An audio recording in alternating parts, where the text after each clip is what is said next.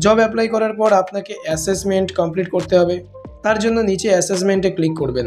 এখানে শিডিউল টেস্টে ক্লিক করবেন। যতগুলো জব অ্যাপ্লাই করেছেন তার লিস্ট এখানে চলে আসবে।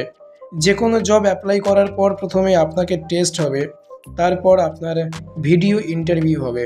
ভিডিও ইন্টারভিউর পর আপনি অ্যাপ্রুভাল না রিজেকশন পেয়ে যাবেন। যদি আপনার অ্যাপ্রুভাল লেটার পেয়ে যান, ওই লেটারের মধ্যে কত টাকা স্যালারি হবে, কোথায় কাজ করতে হবে, এই সকল ডিটেলস আপনি পেয়ে যাবেন।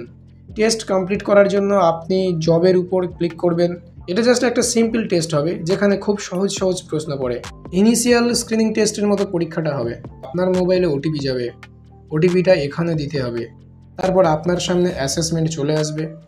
এইগুলি আপনি এক এক করে কমপ্লিট করবেন। টেস্ট স্টার্ট করার আগে আপনার কাছে এই ইনস্ট্রাকশনাল চলে আসবে। I understand the instructions, check বক্সটিতে ক্লিক করবেন।